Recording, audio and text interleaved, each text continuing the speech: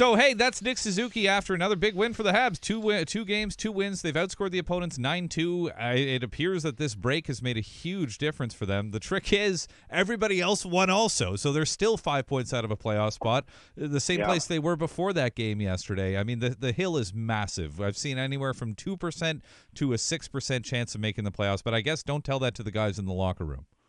No, that's exactly right. And it was an unfortunate night for the teams that are in the mix and below the Eastern Conference cut line. You know, he had the New York Rangers playing, Detroit playing, Detroit in a wild card spot, Columbus now in a wild card spot. They played a lot going on. You know, we did the regional game between the Toronto Maple Leafs and the Boston Bruins. The Bruins had that game handily until they didn't in the third period, and they let a point slip away. But, for the Canadiens, of course, the goal is to try and claw into the playoffs. I mean, that's the goal of anybody inside hockey operations, especially inside the four walls of the dressing room. That's what the players want. They want to prove all the naysayers wrong, that this team is built strongly enough that they can be playoff worthy. But I say that acknowledging that the landscape hasn't changed for management and probably for Marty St. Louis and the coaching staff. They know that they're not likely going to get any considerable help between now and next Friday, but that's fine. I mean, the fans can see that the group assembled right now is a real competitive and a pretty good group.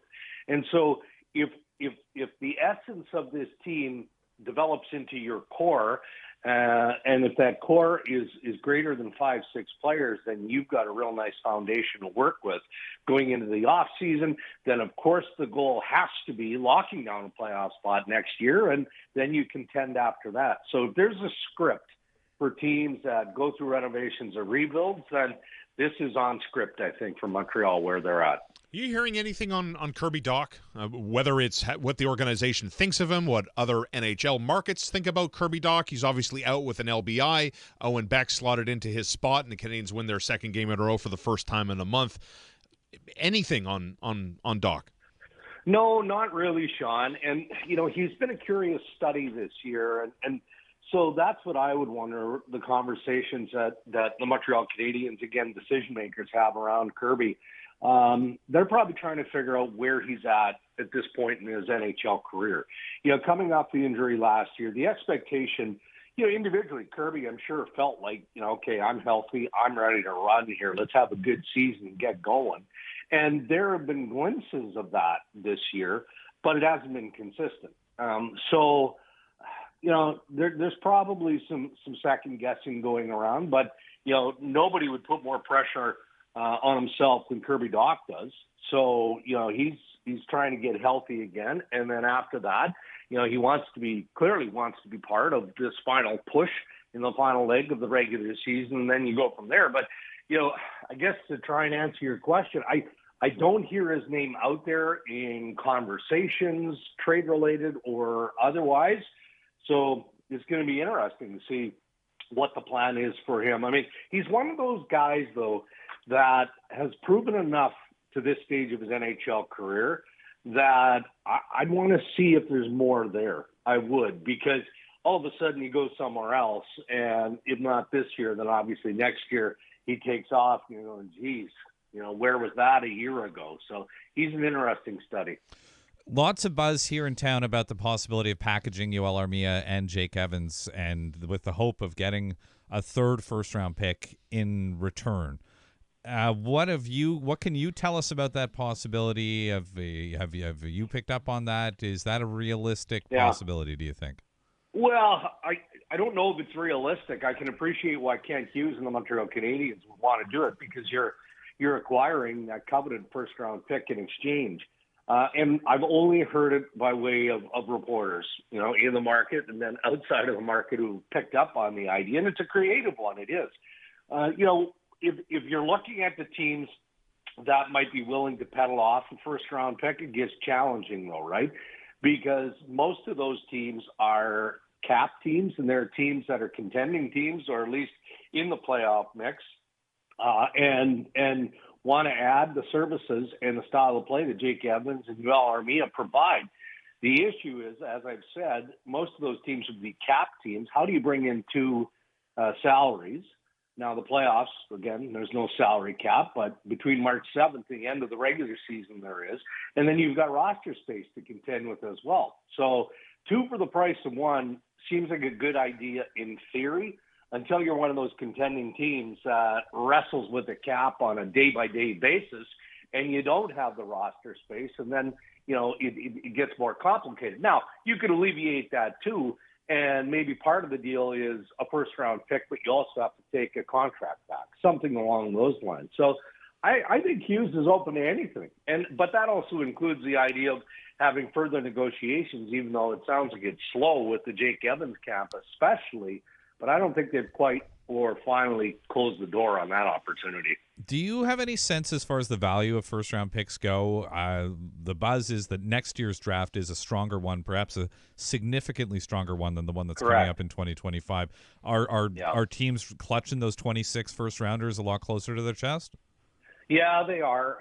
But, look, I mean, a first-round pick is a first-round pick. So it's not like, 25 is going to be brutal. It's just in comparison to what the projections are for the 2026 NHL draft, that crop of players deemed to be that much better. We'll see. I mean, you're really getting into the game of educated guessing here. What's a first-round draft pick worth? Well, the name that comes to mind for me automatically is Scott Laughton with the Philadelphia Flyers. He's a pretty good centerman. On a good team, Scott Laughton would be a decent number 3. And that's why teams like Toronto Maple Leafs in the market for a center are intrigued by Scott Laughton. Braden Shen, I think he aims a little bit higher. If he's in your 2-hole, then I think you're pretty good as well. So the Philadelphia Flyers want a first for Scott Laughton or a prospect that is equal value to what a first-round draft pick might be. And if Philadelphia has to take a contract back, well, then it's a first-round draft pick for Scott Laughton plus. Maybe that's another draft pick or, a lower-level prospect. I don't know. But, even though 2025 may not be as deep as they're projecting 26 to be, teams don't like just handing over their first-round draft picks, even though it happens all the time. And one of the main reasons is, and I think we can appreciate this from just a human resources, human relations perspective, your amateur scouts work hard all year, right? They're in these major junior buildings. They're in the varying streams of the draft class and whatnot. And then they get to the draft or before the draft, they get to the trade deadline, and their general manager and their hockey operations crews are throwing their first-round picks out the window. So that element matters because, good scouting staffs, as we've learned historically, are high valued. They're an important part of hockey operations. So that's a part of it as well in making that decision. With Darren Dreger every Wednesday, Friday here on the morning show on TSN 690. Your hockey insider. Yes. Yes. What can you tell us about Jake Evans then? If we get away from the package, which is so appealing, who doesn't want a plug-and-play tandem that could get there and you know exactly what you're getting? But what about Jake Evans, though, and some of the speculation that if you're offering a third-round pick for a rental for Evans, don't even bother calling Ken Hughes looking for a minimum second-round pick. Do you see that as being a realistic get for Ken Hughes' staff? A second-round pick? Yeah. Yeah, I do. But I'm not taking the calls from other general managers. And unless somebody jumps early, and that's plausible. That happens every single year. I mean, Jake Evans is interesting, but there is some risk that comes along with him as well. He's had a real good run with the Montreal Canadiens. He wants to extend that, but there's a business attachment to this that is being recognized, obviously, in not only this conversation, but the speculation of where they're at in this negotiation, which is really on pause, or so it sounds like anyway. But what sort of team is looking for the skill set that Evans can provide? And I would say that it's any team that feels that maybe they're not gritty enough. And it's not about dropping the mitts. It's about playing the game that Evans plays. His willingness to go into real tough battle areas, his ability to retrieve pucks, win those puck battles, play the body, all of those things. And when you're trying to add some depth to your bottom six, that's where the value comes in. So, I could see a second-round pick. I absolutely could. But Kent Hughes may have to wait until you get closer to the trade deadline, or maybe even closer to 3 o'clock Eastern on March 7th, unless he's got one parked in a drawer already and he's waiting to see if something better emerges. I don't know.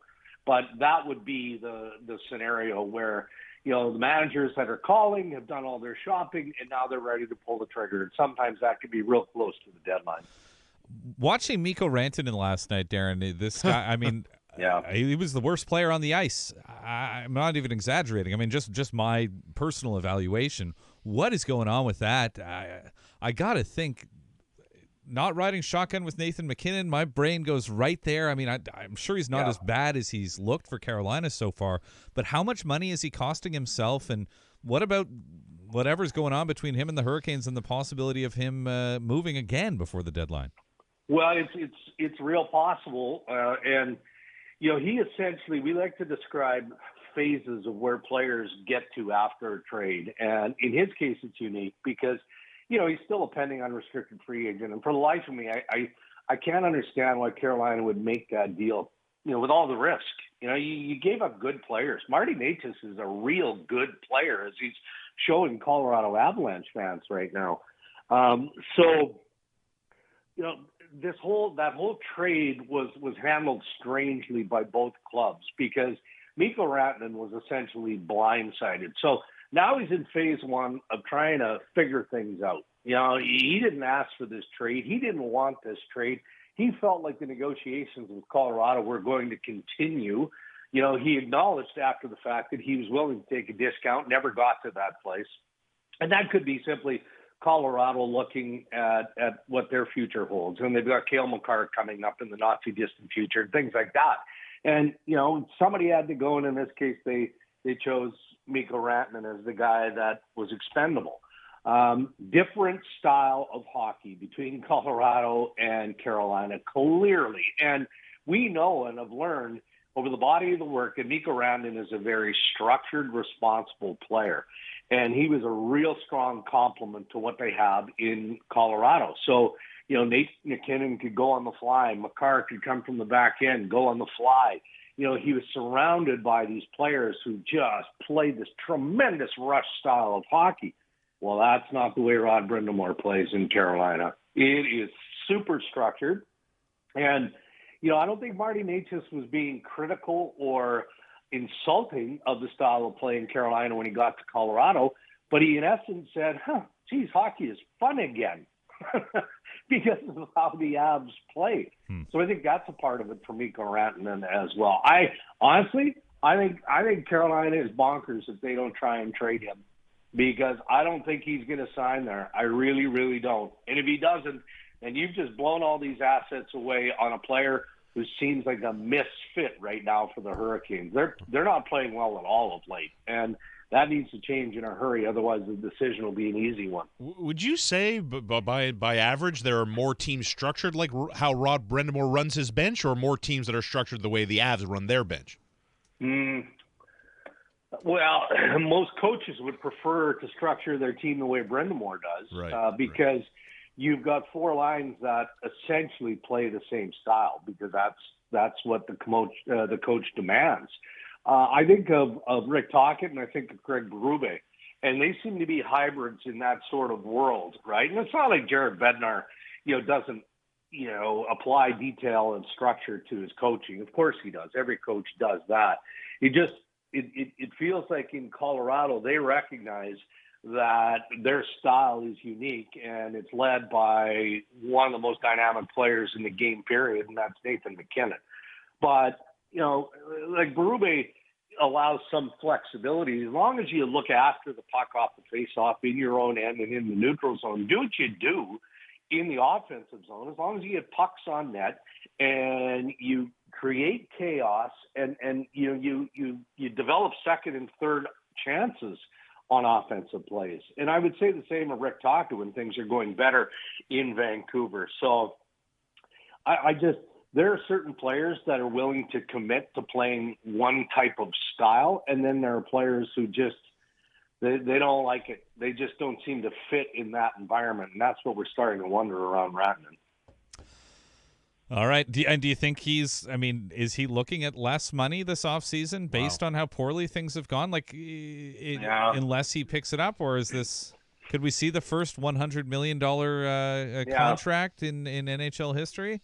Well, Connor, he's looking at less money overall because if they don't get a sign and trade, then obviously it's a 7-year maximum extension, right? So there's less there.